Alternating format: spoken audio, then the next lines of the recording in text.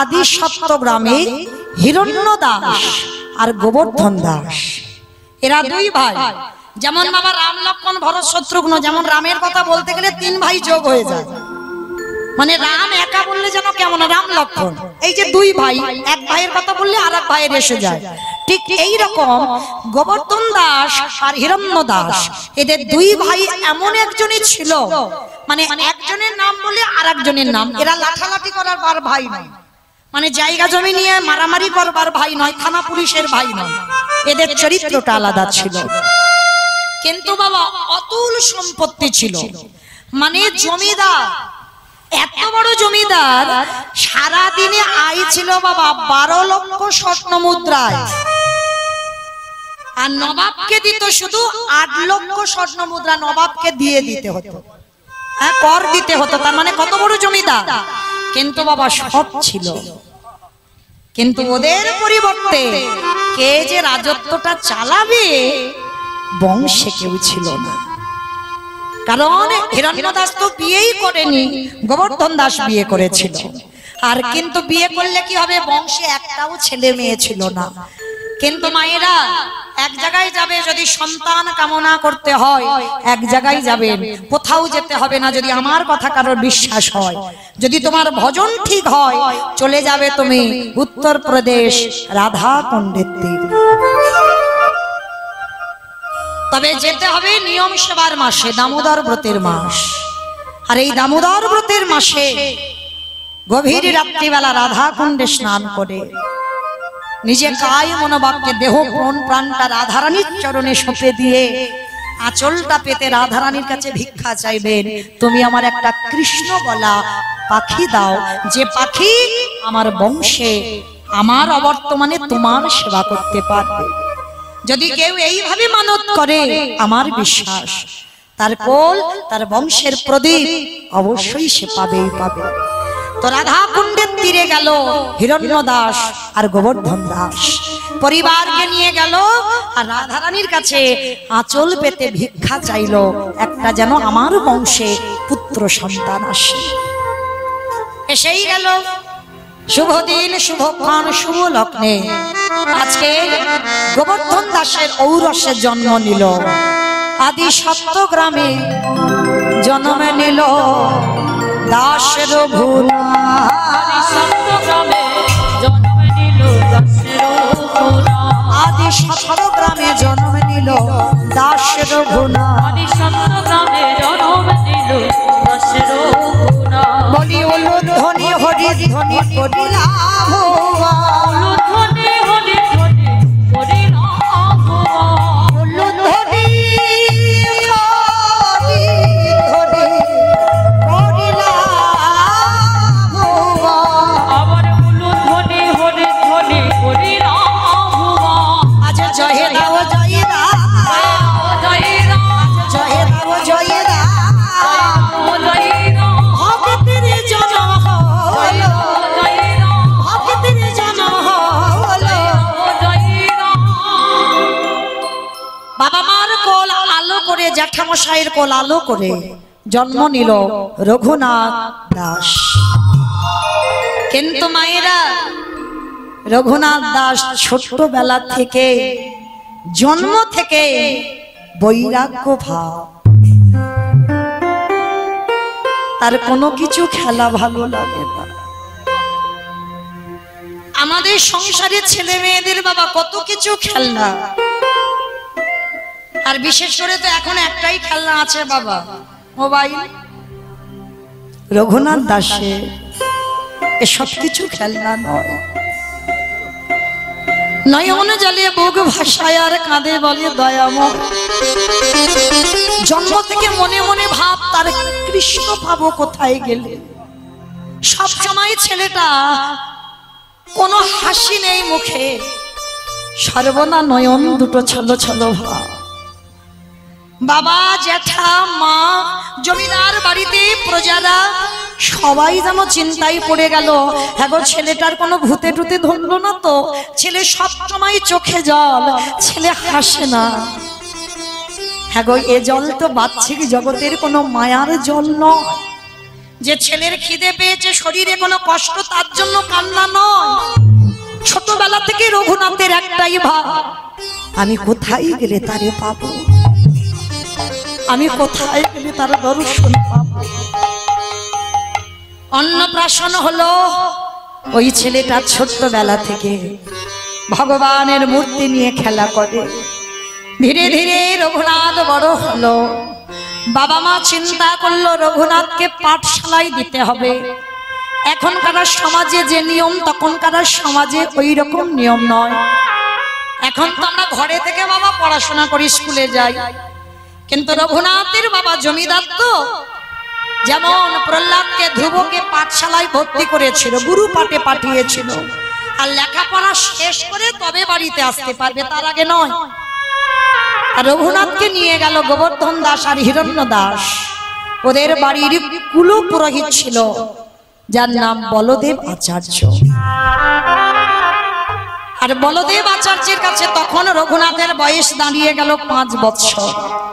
ওই 5 বছরের রঘুনাথকে নিয়ে গেছে গুরুদেব, হে গুরুদেব, আপনি কৃপা করে আমার রঘুনাথকে আপনার চরণে ঠাঁই দেন। অসম্ভব, ও বড় লোকের ছেলে, ও খামখেয়ালি হবে। কারণ বড় লোকের ছেলেরা বাবা এমনি খামখেয়ালি হয়, যে যখন যেটা মনে করবে তখন সেটা চাই। আর শোনো হিরণ্য, শোনো গোবর্ধন, তোমার ছেলেকে আমি এখানে আশ্রয় দিতে পারবো না, কারণ ও ছেলে অন্যায় করলে আমি সহ্য করতে পারবো না, আমি ওকে গলা ধাক্কা দিয়ে বের করে দেব। গোবর্ধন আর হিরণ্য বলছে, গুরুদেব আপনি জানেন না, 2 দিন রঘুনাথকে রেখে দেখেন। রঘুনাথ অন্যান্য ছেলেদের মতো নয়, রঘুনাথ একেবারে আলাদা, খুব শান্তশিষ্ট, কোনো কথা বলে না, ওর কোনো বায়নাও নেই। ও যদি ওর খিদেও পায় কোনোদিন বলবে না যে আমার খিদে পেয়েছে। 2 দিন রেখে দেখেন গুরুদেব। ঠিক আছে হিরণ্য, তুমি যখন বলছো তোমরা জমিদারের মানুষ, তবে আমার ইচ্ছা নেই, তবু আমি তোমাদের কথা মতো রাখলাম। তবে যদি কোনোদিন রঘুনাথ অন্যায় করে, আমি ওকে গলা ধাক্কা দিয়ে এখান থেকে বের করে দেব। রেখে গেল বাবা জ্যাঠা রঘুনাথকে। আর তখনকার আর পড়াশোনা বলতে একটাই, ভাগবত পড়াশোনা। শুধু আশ্রমে রঘুনাথ একানো, আরো অন্যান্য ছেলেরা আছে, ওর বয়সী ছেলেরা।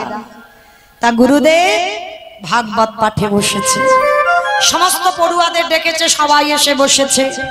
সবাই কত গল্প, মানে অতটুকু বয়সে বাবা ভাগবতে কিছু বোঝে, কিন্তু ছোটবেলা থেকে গুরুদেব শ্রবণ করায়, যদি চৈতন্য হয়। তা সবাই শুনছে, আর রঘুনাথ বসে আছে সবার সামনে। গুরুদেব ভাগবত পড়ছে। কিছুক্ষণ পর বাবা সমস্ত পড়ুয়ারা উঠে চলে গেল, আর গুরুদেব ভাগবত পড়ছে, রঘুনাথ বসে বসে কাঁদছে। সবে কালকে এসেছে, আজকের কাঁদছে। তা গুরুদেব পাঠ করতে করতে দেখছে রঘুনাথ অঝর নয়নে কাঁদছে। গুরুদেব ভাগবতটা দেখে রঘুনাথের কাছে গেছে, এই বাবা আমার কাছে আয়, বাবা মার কথা মনে পড়ছে, জ্যাঠামশাইয়ের কথা মনে পড়ছে নাকি খিদে কষ্ট পাচ্ছিস? তোর বাবা জ্যাঠা বলে গেল তুই নাকি খিদে পেলেও কিছু বলিস না। বল বাবা কি হয়েছে তোর? না গুরুদেব, আমার বাবা মা জ্যাঠার প্রতি আমার কোনো মোহ নেই। পৃথিবীতে কত আমার বাবা হলো, কত আমার মা হলো। 5 বছরের ছেলে চৈতন্য দেখেন, সে জানে ওটা জড় জগতের, আমার দেহ জগতের বাবা মা, আসল বাবা মা নয়। কতবার জন্ম নিয়েছি, কতবার বাবা হয়েছে, মা হয়েছে। আমি কারোর ছেলে ছিলাম, আজকের কারোর হয়েছি, পরশু কারোর হবো। ওর জন্য গুরুদেব আমার কোনো কষ্ট দুঃখ নেই। তবে কি বাবা তোর খিদে পেয়েছে না গুরুদেব? আপনার মুখে এই ভাগবত শুনছি, আমার তো খিদে চলেই গেছে, খিদে পাই। তাহলে বাবা তুই কাঁদছিস কেন রে? গুরুদেব আমি আপনার ভাগবত শুনেই কাঁদছি। সে কি তুই এত কঠিন ভাগবত তুই বুঝতে পারছিস? বলে গুরুদেব আমি কিছু বুঝতে পারি বা না পারি, তাহলে তুই কাঁদছিস কি করে? বলে গুরুদেব কাঁদছি একটাই কারণ, আমি কি তারে পাবো না।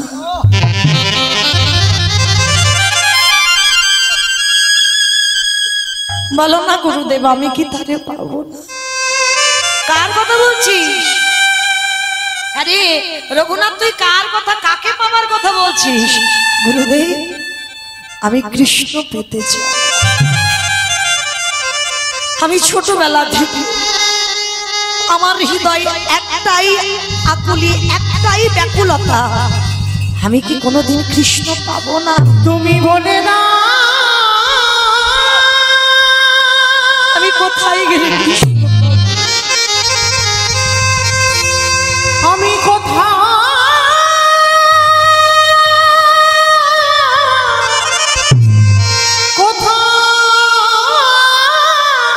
গেলে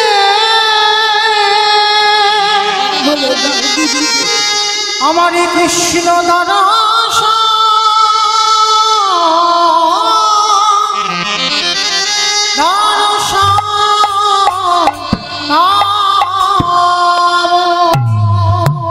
আমি কোথায় গেলে তাকে পাবো? একবার বলে দাও। আমি কোথায় গেলে গুরুদেবের দুটো চরণ জড়িয়ে পাবো দেখা? ওগো দয়া মা, আমি তাকে খুঁজে পাই না, বড় কষ্ট।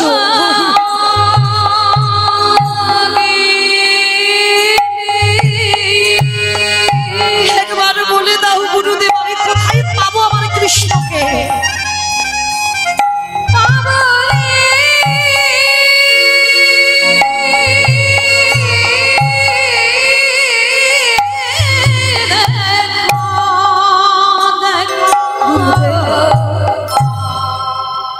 ও গো দয়া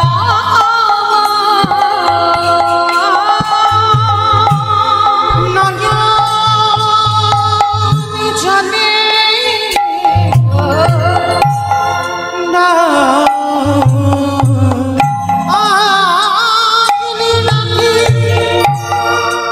প্রভু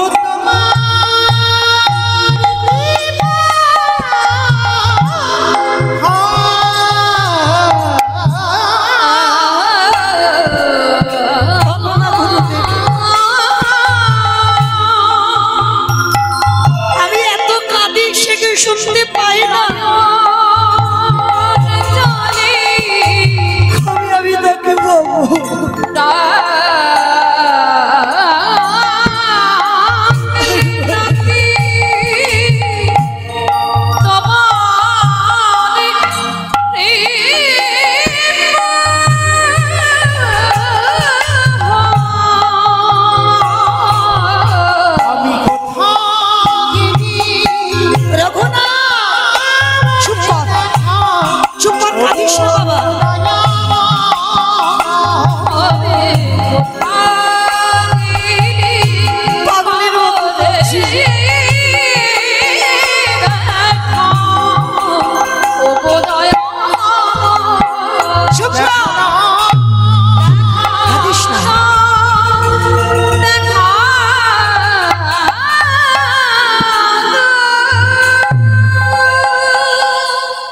কতটুকু ভগবানের প্রতি আকুলতা আছে কৃষ্ণ পাবো। ওই বাচ্চাটা পাগল হয়ে গুরুদেবের পায়ে পড়ে কাঁদছে। বলো না গুরুদেব এত কাঁদি এত ডাকি, আমার ডাক কি শুনতে পাই না? পাবি বাবা পাবি, পাবি তুই কৃষ্ণ পাবি। আমি গুরুদেব আমি তোর মাথায় হাত দিয়ে বলছি পাবি বাবা, আমার আশীর্বাদ বৃথা যাবে না, পাবি তুই কৃষ্ণ। গুরুদেব অবাক হয়ে গেল, ওইটুকু বয়সে এত ভক্তি, এত ভগবানের প্রতি আকুলতা। আর এই রকম আকুলতা না হলে বাবা কৃষ্ণ মেলে না। আর ওদিকে হরিদাস ঠাকুর লক্ষ্য হীরাকে উদ্ধার করে বড়দেব আচার্যের ঘরে এসেছিল। ভক্ত সমাজ বৈষ্ণব সমাজ মিলিত হয়েছে। আর রঘুনাথ ছোটবেলা থেকে যেখানে বৈষ্ণব সমাজ হয় ছুটে যায়, যেখানে বৈষ্ণব মন্ডলী আসে ছুটে যায়, ছোটবেলা থেকে এর চরিত্র এটাই। তা যেই না আজকের ওই হরিদাস ঠাকুর এসেছে, সবাই হরিদাস ঠাকুরকে দেখে বাবা পঞ্চাঙ্গ প্রণাম করছে। পঞ্চাঙ্গ মানে হাঁটুটা মাটিতে রেখে প্রণাম। আর ওই ছোট্ট রঘুনাথ সবার মাঝখান থেকে গিয়ে একেবারে মাটিতে শুয়ে পড়ে দণ্ডবত প্রণাম। যেমন বাবা নামাচার্য হরিদাস ঠাকুর 24 ঘন্টায় 3 লক্ষ নাম জপ করে। 1 লক্ষ মনের ভিতরে, মানে দাঁত নড়বে না, জিভ নড়বে না, কোনো ফিস ফিস আওয়াজ হবে না। 1 লক্ষ মনের ভিতরে জপে, 1 লক্ষ আওয়াজ হয়, আর 1 লক্ষ উচ্চ ঈশ্বরে করে। এই 3 লক্ষ নাম নামাচার্য হরিদাস ঠাকুর করতেন। আর এই যে দণ্ডবত প্রণাম, রঘুনাথের থেকে জগতে এত ভক্ত আছে, রঘুনাথের থেকে বেশি আর কেউ কোনোদিন দণ্ডবত প্রণাম করতে পারবে না। তো যেই না দণ্ডবত প্রণাম, তা আমার হরিদাস ঠাকুর সঙ্গে সঙ্গে আমার রঘুনাথের হাত ধরে তুলেছে। এই বাবা দাঁড়া দাঁড়া দাঁড়া। আচ্ছা বাবা, ভক্ত চিনবে কি করে? এই তো সব তিলক সেবা আছে, সব তো গলায় মালা আছে, সব ভক্ত? কত সোজা নয়। ভক্ত হওয়া শক্ত রে ভাই, অনেক শক্ত। তাহলে ভক্ত চিনবে কি করে? ভক্ত চিনতে গেলে বাবা ভক্তের নয়নের দিকে তাকাতে হবে। যার নয়নে কৃষ্ণ নামে বাড়ি ঝরে, নয়নের দিকে তাকালে বোঝা যাবে লোভ লালসা কামনা বাসনা কিছু নেই, একটাই লালসা, আমি কি কৃষ্ণ পাবো না?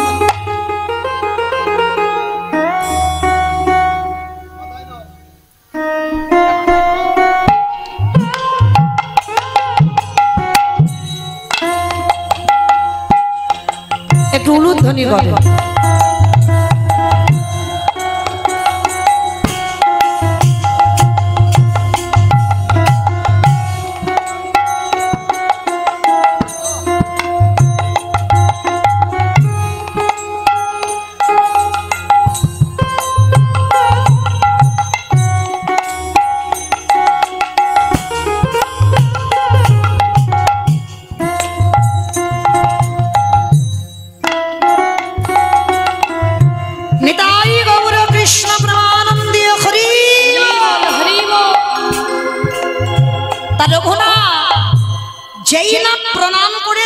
হরিদাস ঠাকুর রঘুনাথের চোখের দিকে তাকিয়ে বলে বলেন, এই তো এই তো এই তো সেই মাটি, যে মাটিতে বীজ বপন করলে অঙ্কুরিত হবে। কোন মার্কের কথা বললো দেখো হরিদাস ঠাকুর, এই মাটিতে বীজ মুদলে অঙ্কুরিত হবে, এই হবে। আমি নিশ্চিত। আর এই হরিদাস, হরিদাস ঠাকুরকে সর্বক্ষণ বাবা রঘুনাথ অনুকরণ করত।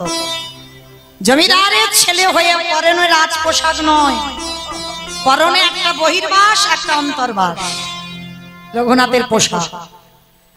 আর ঘুমাতো কোন জমিদারির পালঙ্ক নয়, ছোটবেলা থেকে ধুলার পরে ঘুমাতো।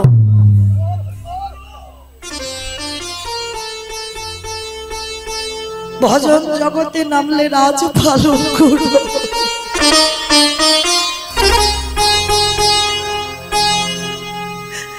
মাটিতে ঘুমাবে, শুধু মাটিতে ঘুমাবে নয়, 24 ঘন্টায় একবার আহার করে।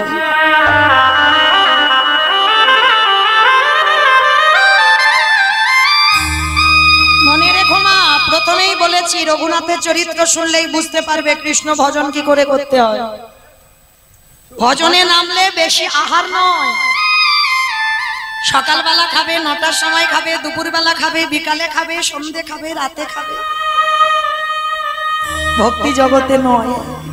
24 ঘন্টায় হরিদাস ঠাকুর একবার আহার করতো, আর ওই ছোট্ট রঘুনাথ হরিদাস ঠাকুরকে অনুকরণ করে একবারই আহার করত। ভজনে নামলে বাবা আহার কম, নিদ্রা কম, আর বিশেষ করে তো বাবা দিবা নিদ্রা নয়। শাস্ত্র বিধান দিচ্ছে দিবা নিদ্রা নিষিদ্ধ, ভজন জগতে নেমেছো যদি। আজকে রঘুনাথকে দেখে হরিদাস ঠাকুর বলছে বাবা তুই একটু বড় হ, বড় হলে তুই এইগুলো অনুকরণ করবি না গুরুদেব। এখন থেকে যদি এখন থেকে যদি আপনাদের অনুসরণ না করি আমার তো চৈতন্য হবে না। পাঠ শেষ করে ফিরে গেল রঘুনাথ বাড়িতে। আর গুরুমন্ত্র বীজ যখনই শরীরে প্রবেশ করেছে আরো উন্মাদ কৃষ্ণ নামে, আরো পাগলের মতো হয়ে গেল রঘুনাথ। যেমন আমার চৈতন্য মহাপ্রভু তো জন্ম থেকে বাবা নাস্তিক ছিল, কিন্তু যখনই বাবার পিণ্ডদান করতে গেল গয়াধাম, আর সেখানে গিয়ে ঈশ্বরপুরীর কাছ থেকে যখনই ভিক্ষা মন্ত্র নিল তখনই বাবা কৃষ্ণ নামে পাগল হয়ে গেল। রঘুনাথও দীক্ষা নেবার পরে পাগল পাগল পাগল ভাব। বাড়িতে গেছে ঠিক, যেখানে বাবা খোল করতাল বাজে ও রাতের অন্ধকারে বেরিয়ে চলে যায়। আবার প্রজারা খুঁজে খুঁজে রঘুনাথকে ধরে আনে। যদি রাস্তা থেকে একটা বৈষ্ণব যায় ও রঘুনাথ ঘর থেকে বেরিয়ে সে বৈষ্ণবের পিছনে চলে যায়। যদি কোথাও গীতা ভাগবত পাঠ হয় ও সেখানে বসে থাকে চুপচাপ। আবার প্রজারা ধরে আনে। বাবা জ্যাঠা বিরক্ত হয়ে গেল। জমিদারের ছেলে হয়ে লাজ লজ্জা নেই, সবার মাঝখানে বসে হরিনাম শোনে, সবার মাঝখানে বসে ভাগবত শোনে, সবার মাঝখানে দাঁড়িয়ে হরিনাম করি। এই কে আছিস তারই প্রহরী, ওই রঘুনাথকে ঘরে বন্দি করে রাখ। কৃষ্ণ ভোলাবে বলে বন্দি করেছে। হরি বল। রঘুনাথ কাদিয়ার বলে পিতা গো, ভালো করেছে তুমি বোধহয় জানো না, নিরজন জায়গা না হলে কৃষ্ণ ভজন হয় না। কি বাবা হয় নামের মালাতে আমরা নাম করি ঠিক, ওটা লোকের নাম শোনানো হচ্ছে, দেখানো হচ্ছে, আসল ঘরে নাম হচ্ছে। আসল ঘরে নাম করতে গেলে দরজা বন্ধ করো। ওই হৃদয়ে কৃষ্ণ মূর্তি অঙ্কন করে, যদি ফুল কুণ্ডলী জাগরিত করে, ওই ধ্যানের দ্বারা চোখ খুলে দিয়ে যদি একবারে জপের মালা হাতে নিয়ে জপতে পারো, তোমার অনায়াসে রাধা গোবিন্দ যুগল দর্শন।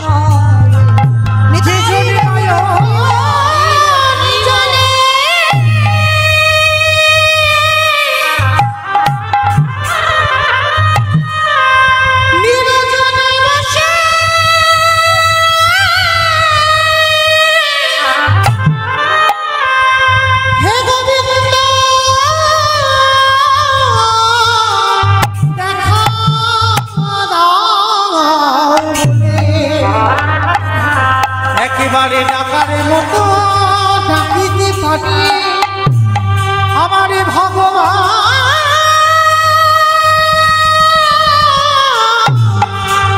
থাকিতে।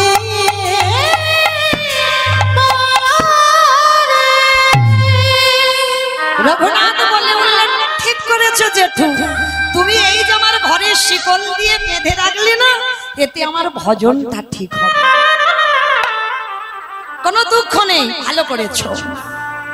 রঘুনাথ বন্দী হলো।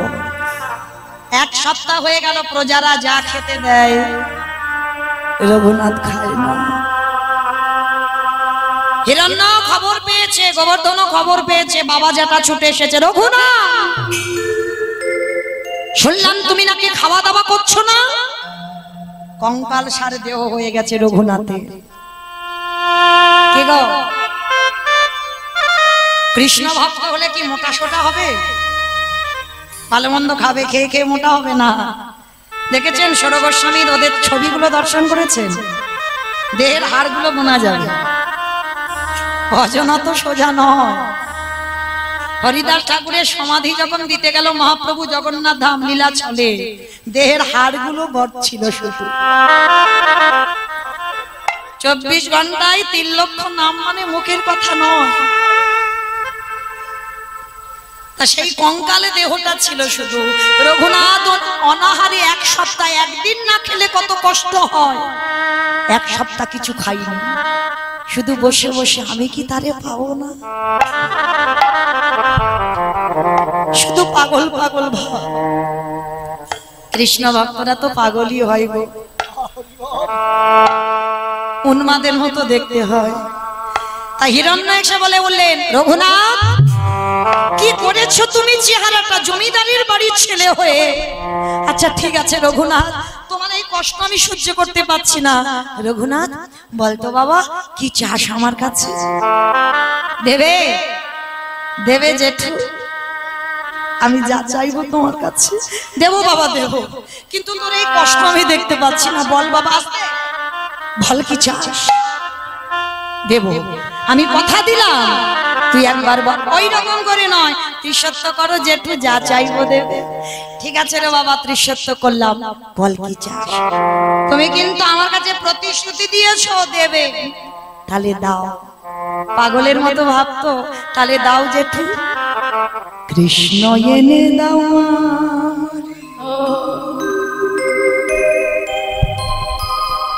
কৃষ্ণ এনে দাও,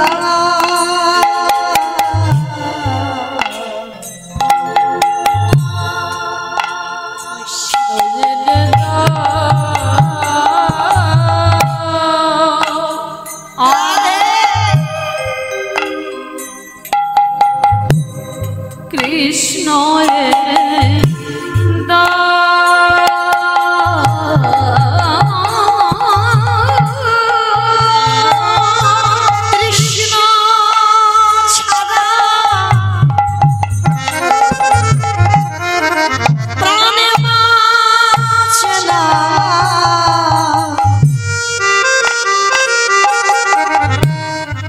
কৃষ্ণ এনে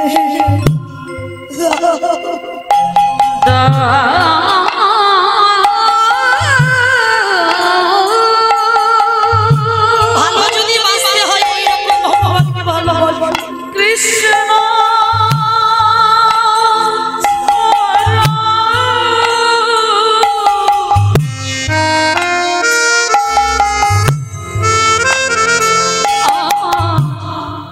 প্রাণে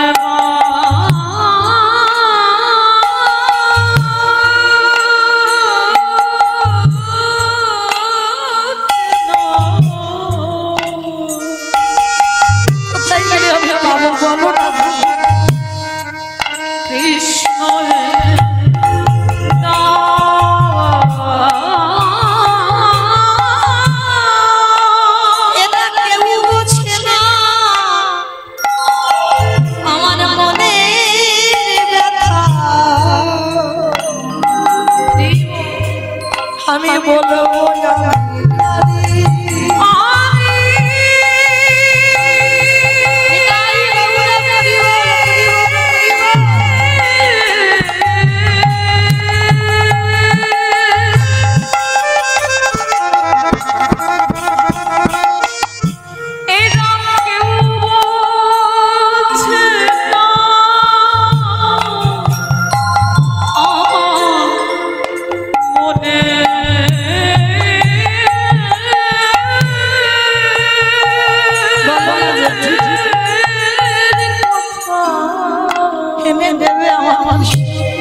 বলবো আমি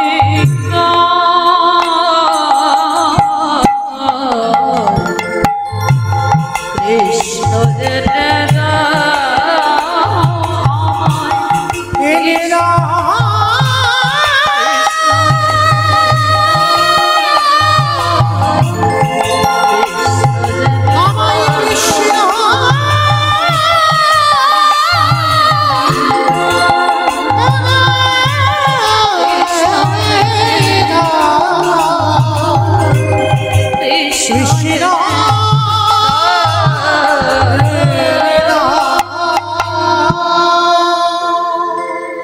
বলদেব আচার্য গুরুদেব খবর পেয়েছে, ছুটে এসেছে, রঘুনাথ তুমি কি পাগল হয়েছ?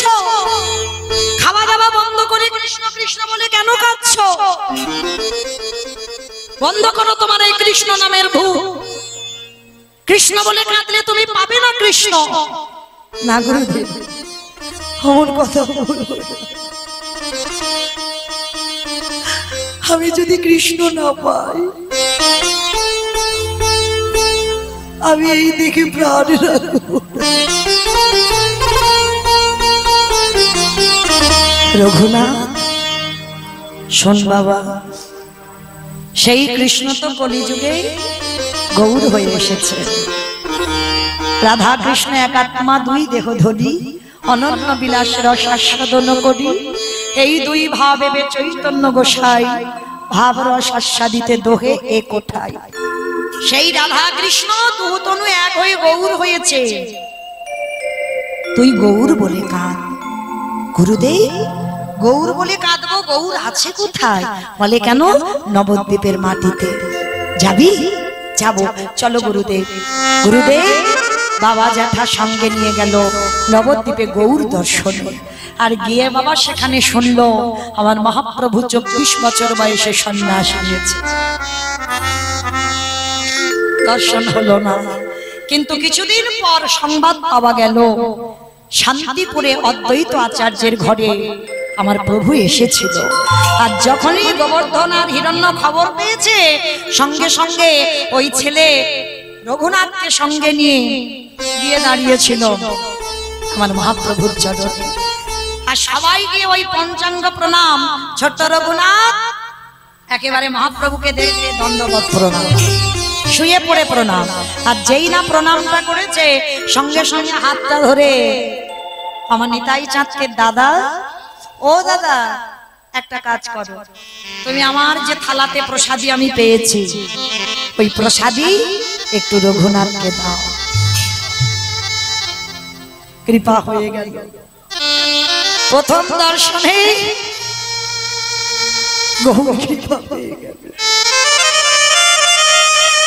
গৌর সেবা করে, গৌর ভজন করে। বেশ কিছুদিন রইল বাবা জ্যাঠার সঙ্গে রঘুনাথ। এইবার প্রভু বলছে, রঘুনাথ তুমি তোমার বাড়িতে ফিরে যাও, আমি এবার জগন্নাথ ধাম পুরী ধামে যাত্রা করব। রথযাত্রা আসছে তো আমাকে যেতে হবে। প্রভু আমাকে তুমি সঙ্গে নেবে না? না রঘুনাথ, এখনো তোমার শেষ সময় হয়নি। কি গো মায়েরা, এত প্রেম এত ভক্তি থাকা সত্ত্বেও প্রভু বলছে এখনো সময় হয়নি। আর আপনাদের আমাদের কি সময় হয়েছে বলে মনে হয়? গৌরী কৃপা তো সোজা নয়। আজকে রঘুনাথকে বলছে, রঘুনাথ বাড়ি ফেরো। না প্রভু, আমি তো সব ত্যাগ করে এসেছি। না রঘুনাথ, এখনো তুমি কিছু ত্যাগ করোনি।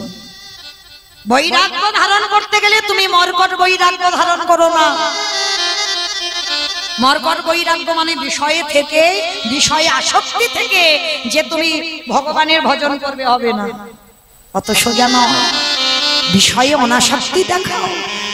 তার থেকে বড় হয়েছ, পড়াশোনা করেছ, বাবার জমিদারি দেখভাল করো। না প্রভু, আমি ওই জমিদারিতে ফিরতে চাই না। শোনো রঘুনাথ, আমার কথা তোমাকে শুনতে হবে। ফিরে যাও তোমার ঘরে। যেদিন সময় হবে তোমার, তোমাকে আসতে হবে না আমার কাছে, আমি তোমাকে টেনে নেব। তোমাকে আসতে হবে না, আমি নেব তোমাকে টেনে। এখন চলে যাও। ঠিক আছে প্রভু, তুমি যখন বলছো আমি আসছি। রঘুনাথ নদী পার হয়ে ফিরছে নিজের আদি সপ্তগ্রামে। ফিরতে ফিরতে হঠাৎ দেখতে পেল কত ভক্তরা সব নৌকায় চলে যাচ্ছে। কোথায়? পানিহাটির মেলায়। পানিহাটির মেলায় যাচ্ছে। ও ভাই, রঘুনাথ ডাকছে, ভাই তোমরা যাচ্ছ কোথায় গো? বলে কেন? আমরা যাচ্ছি সবাই পানিহাটিতে। পানিহাটি? চলো আমিও যাব তোমাদের সঙ্গে, দেখি ওখানে কি হয়। নিশ্চয়ই সাধু সঙ্গ হবে, ভক্ত সঙ্গ হবে, চলো আমি যাব। আর যেই না গিয়ে দাঁড়িয়েছে, আর নিতাই চাঁদ ওইখানে দাঁড়িয়ে আছে তো, আর রঘুনাথ গিয়ে নিতাই চাঁদকে যেই না দণ্ডবত প্রণাম, সঙ্গে সঙ্গে নিতাই চাঁদ বলে উঠলেন, আরে চোর চোর চোর। রঘুনাথ তো চমকে উঠেছে, আমাকে চোর বলছে, সবাই তো চেনে, জমিদারের ছেলে। আরে আমাদের নিতাই চাঁদ রঘুনাথকে চোর বলছে কেন? কি চুরি করেছে? করেছে ও চুরি। রঘুনাথ করজোর করে বলছে, প্রভু আমি কি চুরি করেছি? করনি, তুমি তো আমাকে ডিঙিয়ে গিয়ে আমার ভাইয়ের কাছে যেতে চেয়েছো, কত সোজা না। ওগো রঘুনাথ, এই জীবনে জানা নিতাই চাঁদের করুণা না পাও, এই জীবনে কোনোদিনই আমার ভাইয়ের কৃপা পাবে না। তাই তো আমার ভাই তোমাকে আবার সংসারে যেতে বললো। আগে নিতাই কৃপা পেতে হবে, তারপরে গৌর কৃপা হবে। আরে গৌর কৃপা হলে তবে ব্রজধামে বাস করিতে পারবে।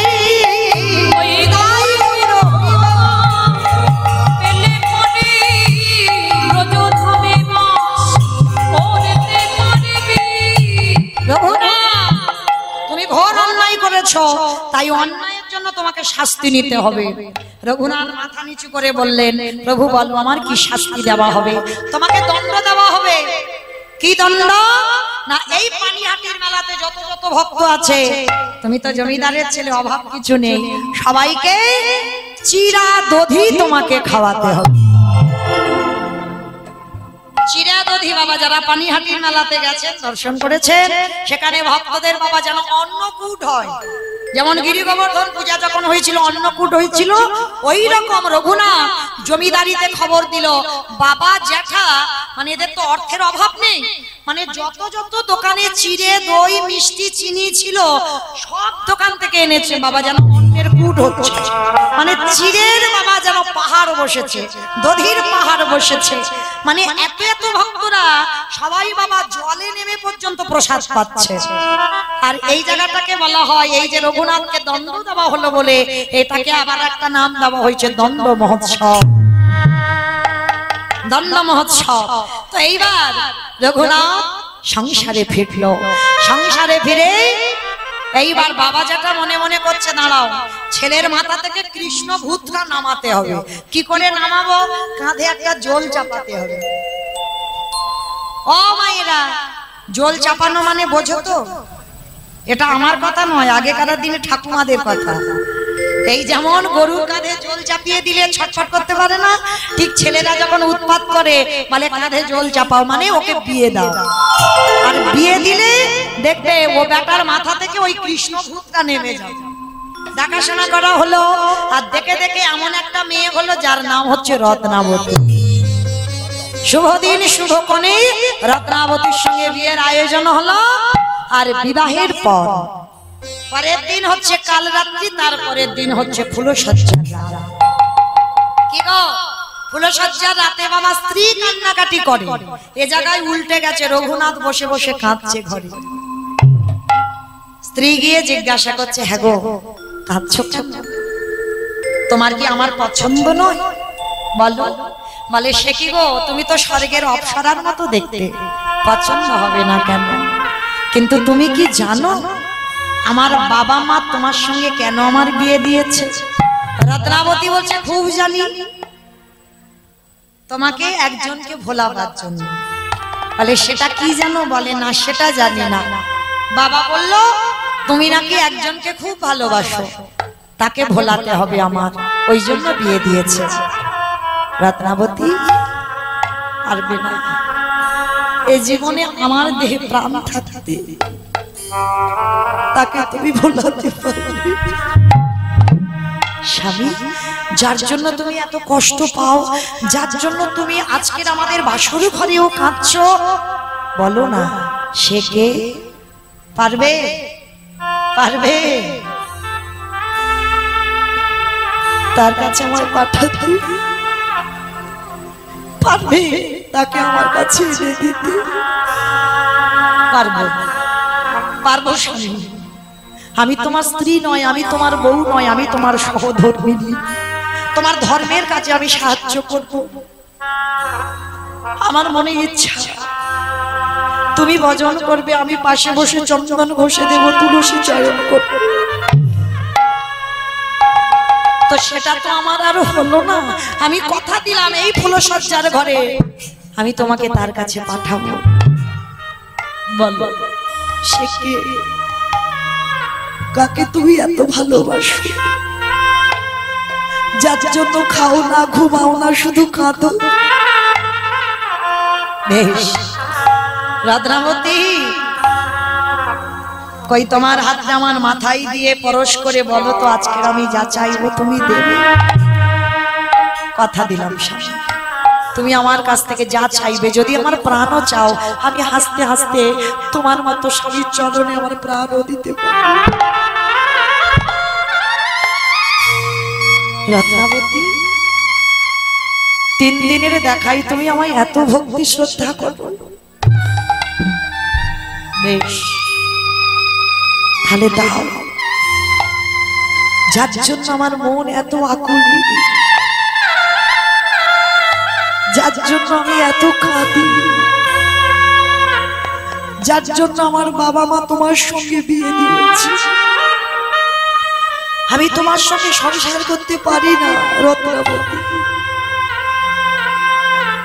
বলতে পারো তুমি যখন আমায় এত ভালোবাসো, এই রাতের অন্ধকারে তুমি আমার ঘর থেকে বের করে দাও। আমি যাকে ভালোবাসি নামটা শুনলে সে কে? রত্নাবতী ভেবেছিল বোধহয় কোনো নারী টারি হবে, সেটা ভাবারই কথা, কিন্তু না। এই রঘুনাথ কোনোদিন তো নারী বদনই দেখতে চায় না। রত্নাবতীকে বলছি, রত্না, যাকে আমি এত ভালোবাসি, যার জন্য আমার মন এত ছটফট করে, যার নাম হলো কৃষ্ণ। রত্নাবতী গো, তুমি কি নাম বলছো? আমায় বলে না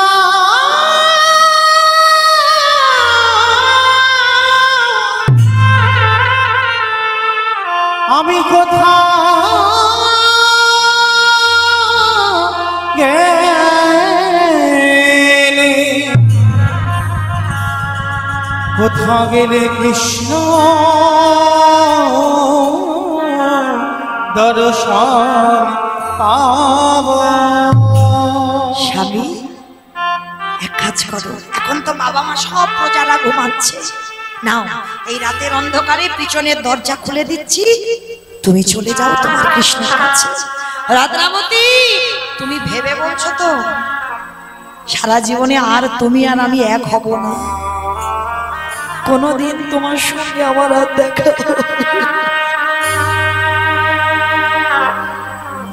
পারবে তো? কেমন সহধর্মিনী দেখো, 3 দিনের পরিচয়। রত্নাবতী বলে উঠেছিল, সাধু এই 3 দিনের স্মৃতিটুকু নিয়ে আমি সারা জীবনটা কাটিয়ে দেব, কিন্তু আমি চাই তুমি যাকে এত ভালোবাসো চলে যাও, চলে যাও রত্নাবতী। আমি চলে যাই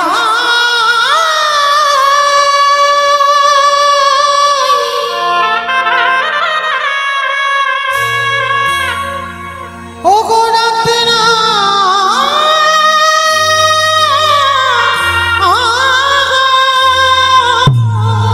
একেবারে বিনা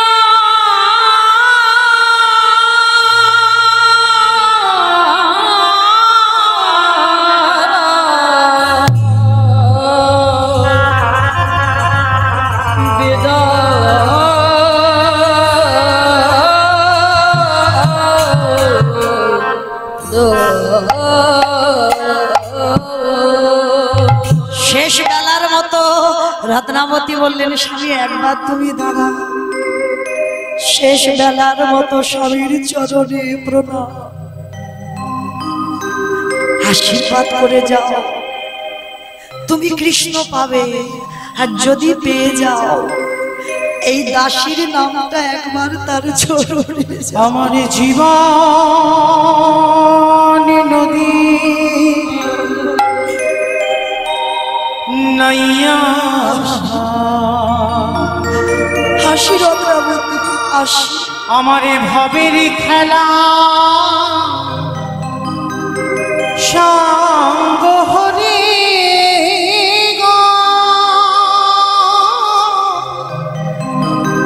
দিও পার করিয়া আমার জীবন নদীরে নাইয়া। চলে যাচ্ছি রত্না, কেঁদো না। জীবন নদী তোমার চোখের জলে আমার পথ চলো। নাইয়া আমি তোমার মতো ঘটনি যেন পাই জনবী। আমার ভবের খেলা সঙ্গ হলে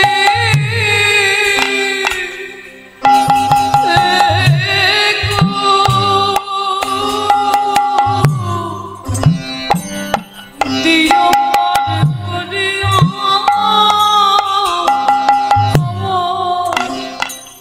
জীবন নদী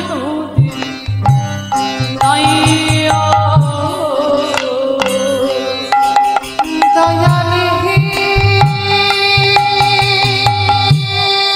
আসি রত্না, তুমি কেঁদো না, তোমার চোখের জল আমার পথ চলো। দয়াল ও দয়াল হে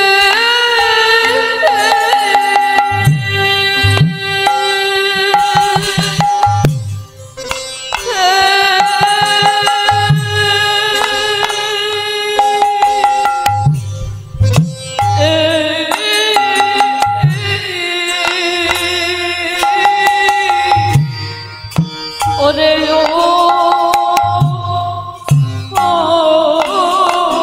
দয়াল হে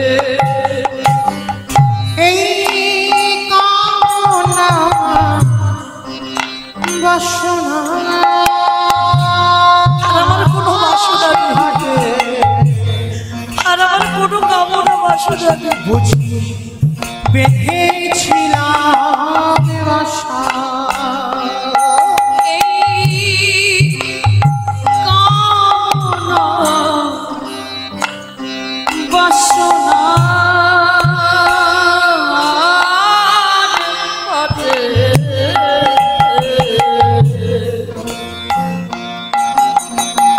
বুঝি বেঁধেছিল বাসা। বুঝি নাই তা অচলে হবে গো আমার যাওয়ার বেলা আমার নিতাই গৌর হরি বল হরি বল হরি বল। জীবন তরে দয়া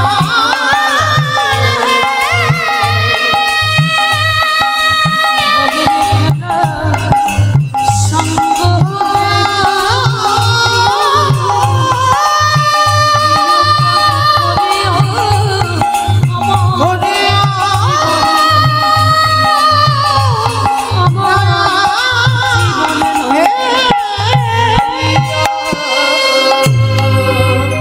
চিরজনমের মতো রঘুনাথ ওই রত্নাবতীকে ফেলে ছুটে চলল জগন্নাথ ধাম পুরী ধাম। আর ওই জগন্নাথ ধামে গিয়ে লোকের দাঁড়ে দাঁড়ে বড় লোকের ছেলে হয়ে বাবা মা যখন সংবাদ পেল রঘুনাথ সংসারের ছেড়ে জগন্নাথ ধামে আছে, স্ত্রীর কাছ থেকে ফুলসজ্জা রাতে চলে গেছে, পালিয়ে গেছে, ধরে রাখতে পারেনি, কিন্তু ধরে রাখবার জন্য ছেলেকে বিয়ে দিয়েছিল, পারলো না।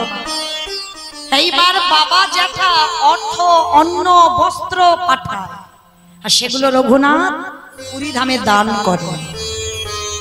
যারা খেতে পায় না, ভিখারি গরিব দুঃখী, তাদেরকে অন্ন দান, বস্ত্র দান, অর্থ দান করে। কিন্তু প্রভু একদিন খবর পেয়ে স্বরূপ দামোদরকে বলেছিল, স্বরূপ, রঘুনাথকে গিয়ে খবর দিয়ে দাও, এগুলো আমি পছন্দ করি না। ওকে বলে দিও ওর বাবা জ্যাঠা অন্নদান, বস্ত্রদান, অর্থদান করে, কিন্তু ওর বাবা মার হৃদয়ে অহংকার। আমি জমিদার, আমি গরিব দুঃখীদের দেখি, এগুলো আমার পছন্দ নয়। রঘুনাথের কানে যেই গেল, রঘুনাথ খবর পাঠালো বাবা জ্যাঠাকে যেন কেউ কিছু আর পুরী ধামে না পাঠায়, বন্ধ করে দিল। রঘুনাথ লোকের দ্বারে দ্বারে মাধুকুরি করে প্রসাদ পায়। মহাপ্রভু খবর পেল, স্বরূপ দামোদরের দ্বারা খবর পাঠালো, রঘুনাথকে গিয়ে বলো ও লোকের দ্বারে দ্বারে অযাচিত ভাবে চেয়ে খাবে, আমি পছন্দ করি না। ভিক্ষাও বন্ধ করে দিল। এইবার কি হবে? আনন্দ বাজারে বসে আছে রঘুনাথ, আর কিছু চায় না। যারা গেছেন জগন্নাথ ধাম, পুরী ধাম, প্রসাদ বিক্রি হয় যেখানে আনন্দ বাজার, ওইখানে বসে আছে রঘুনাথ। কিন্তু চাওয়া নিষিদ্ধ, প্রভু রেগে যাবে, চাইছে না। কেউ যদি যেতে যেতে ভিখারি বলে, জমিদারের ছেলে, কি গো ক টাকা ব্যাংকে আছে, তোমার এত অহংকার, কত বড় লোক তুমি, তোমার এত অহংকার, জমিদারের ছেলে হয়ে তার দুর্দশা।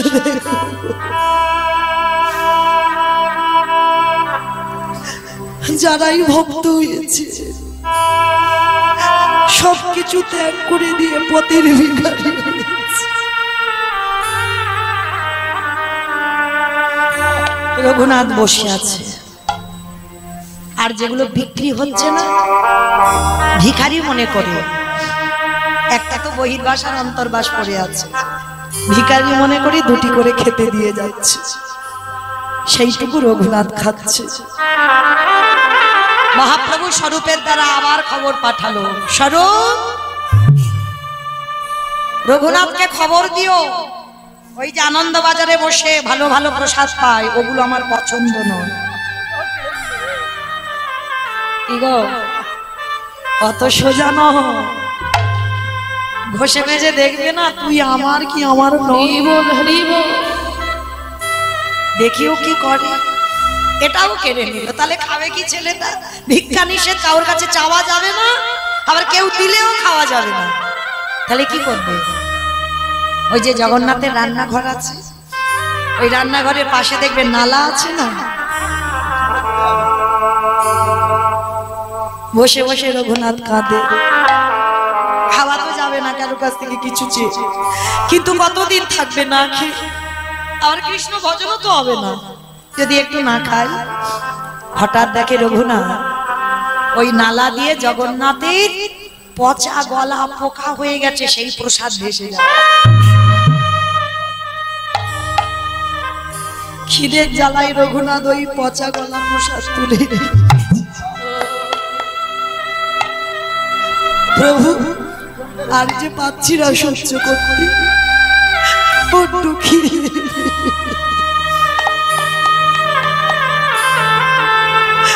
বড্ড খিদে পেয়েছি। গৌরে হে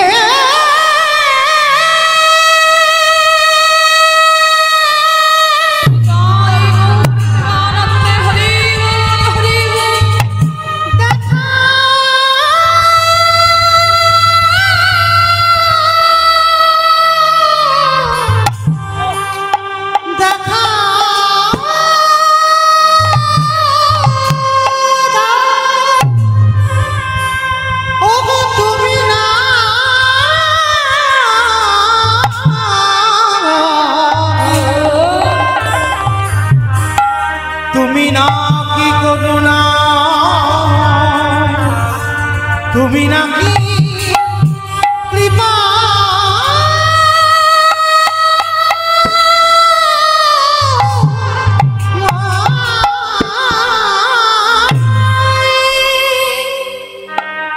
ওই পচা গলা পোকা হয়েছে, প্রসাদটা ধরেছে, রঘুনাথের চোখের জল প্রসাদ দান ধুয়ে যাচ্ছে।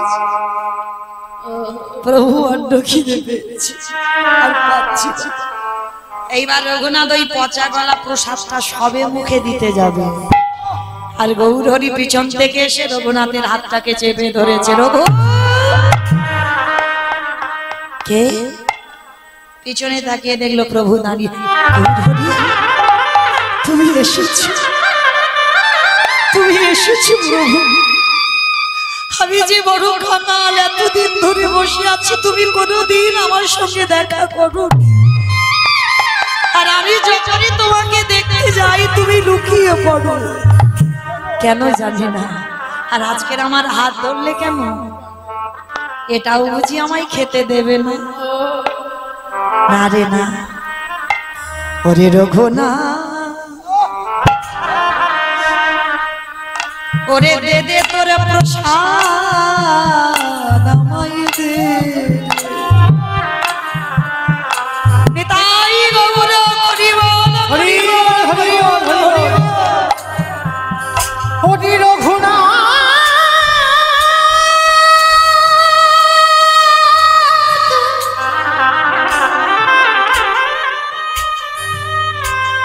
হরি জগতে সবাই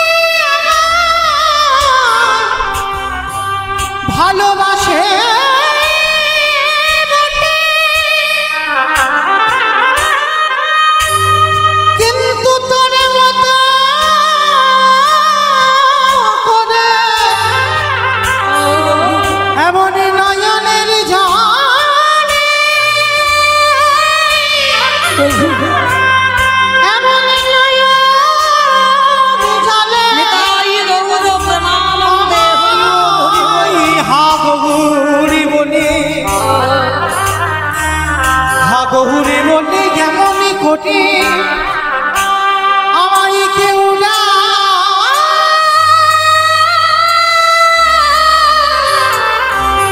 ডাকে না।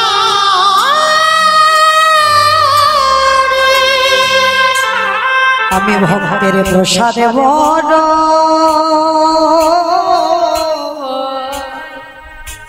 ভালো।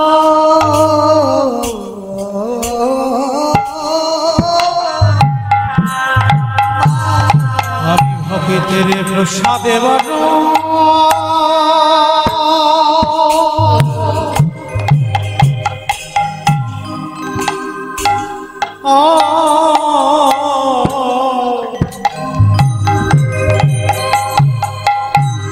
বড় ভালো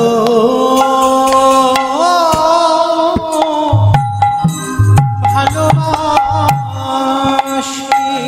তাই তো ভক্তের কাছে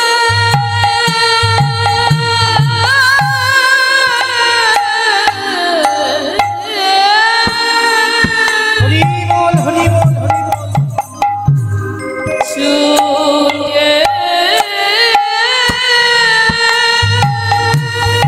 নিতাই গৌর প্রেমানন্দে হরি বল, হরি বল।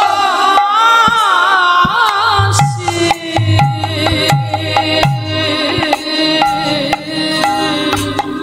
আমি যে ভক্তের প্রসাদে বড়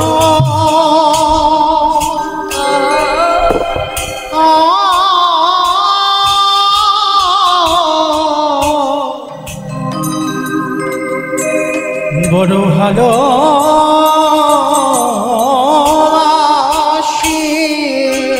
ওরে রঘুনাথ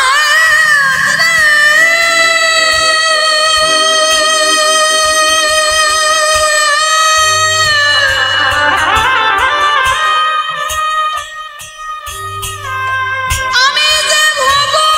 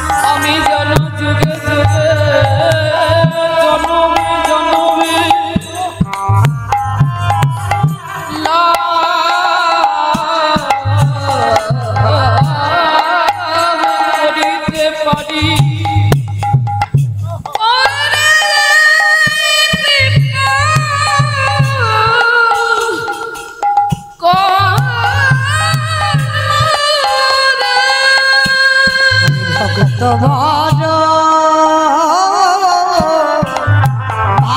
ভালোবাসি তাই বলে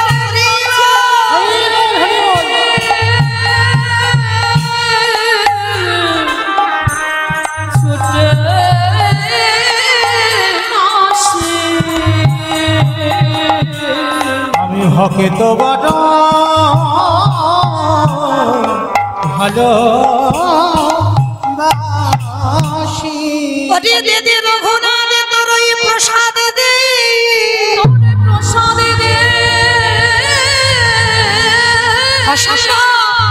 গৌরী পচা পোকা হয়ে গেছে। ওরে রঘুনাথ রে প্রসাদে কোনোদিন পচে না। ওরে প্রসাদে প্রসাদ ওরে ভগবান যখন সেবা করে হয় প্রসাদ, আরে ভক্ত যখন প্রসাদ সেবা করে সেটা হয় মহাপ্রসাদ। আমি ভক্তির ঠোবর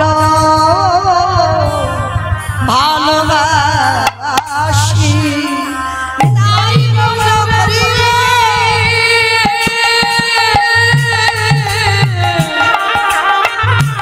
ভক্তের দ্বারে ছুটে আসি। আমি ভক্তের প্রসাদে বড় ভালো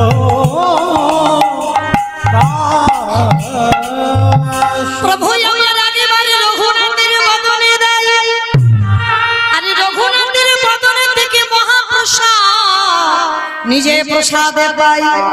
বলল রঘুনাথ রে আমি আমার জগন্নাথকে ভালোবাসি বটে, কিন্তু তোর মতো করে এমন করে ভালোবাসি না। কেমন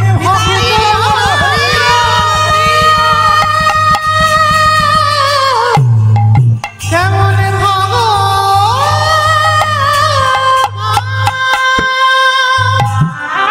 গৌর চরণে আছাড় খেয়ে বলল গৌর কৃপা হয়ে গেল রঘুনাথে।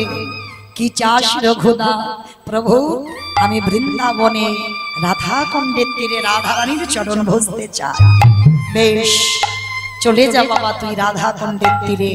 চলে গেল রঘুনাথ রাধা কুণ্ডের তীরে। 24টা ঘন্টা ওই হৃদয়ে চাপড় দিয়ে শুধু হারাই হারাই বলে কাঁদে, কোথায় গেলে আমি রাধা কৃপা পাবো। এইবার হৃদয়ে চাপড় দিয়ে শুধু রাধে রাধে বলে কাঁদে। প্রখর রোদ, রোদেতে শয়নে পড়ে শুধু রাধে বলে কাঁদে। রাধারানী আর থাকতে পারলো না, নিজের মন্দির ত্যাগ করে ভক্ত পড়ে আছে রোদে, আর নিজের উড়নিটা নিয়ে এসে বাবা আচ্ছাদন করে ভক্তের যাতে কষ্ট না হয় আচ্ছাদন করে দাঁড়িয়েছে। যেই না ছায়া হয়েছে রঘুনাথ তাকিয়ে দেখছে সুন্দর রমণী। কে মা তুমি? সে কি রে আমাকে পাওয়ার জন্য কতদিন ধরে বসে কাঁদছিস, আমায় চিনছিস না? আমি বুঝতে পারছি না তুমি কে। আমি তো সেই করুণাময়ী, প্রেমময়ী, কৃপাময়ী। আরে ভক্ত যদি রাধে বলে কাঁদে আমি কি থাকতে পারি? কৃষ্ণ বলে কেউ কাঁদলে বাবা বিচার হবে।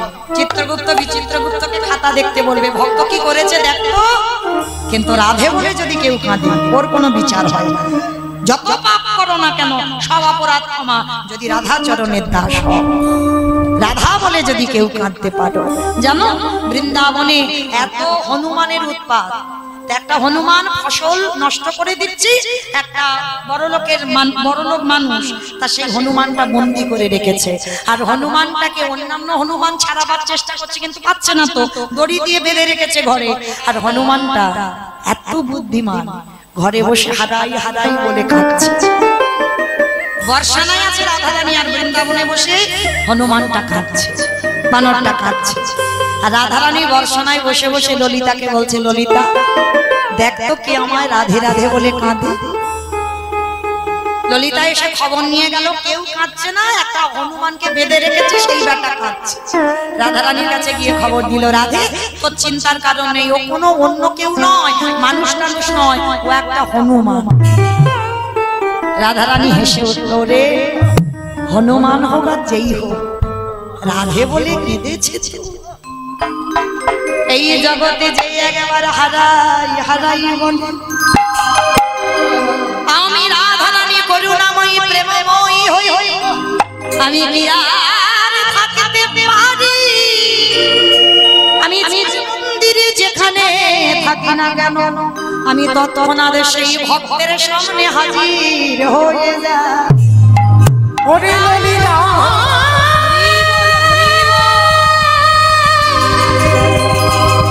যে জনে রাধে বলে একেবারে কাঁদিতে পারি, আমি ভগবান হয়ে তার কাছে বাধা পড়ে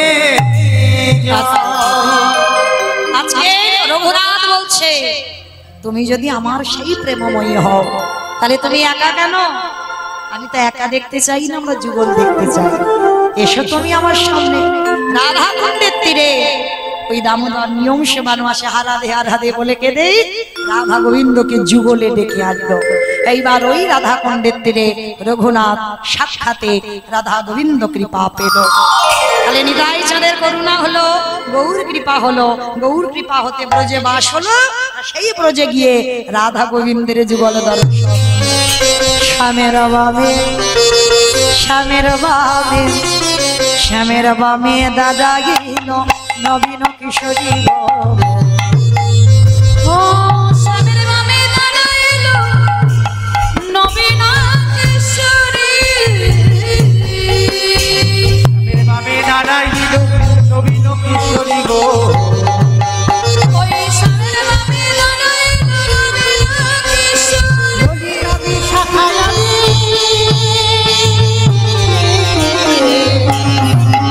ওই দত্ত সহোদরী গো, দত্ত সহোদরী। ও মায়েরা, এবার বাড়ি যেতে হবে তো, বৃষ্টি হয়ে গেল, ঠান্ডা হয়ে গেল, এবার একটু সেবা। তবে হ্যাঁ, প্রত্যেকের জন্য আমার দাদা ভাই আজকে সেবার ব্যবস্থা রেখেছেন, প্রত্যেকে প্রসাদ পেয়ে যাবেন, কেমন? কেউ যেন অভুক্ত হয়ে যাবে না। চলেন দেখি, দুটো হাত তোলেন সবাই যাওয়ার সময়, সবাই একসঙ্গে। পদ্মের পাতা হে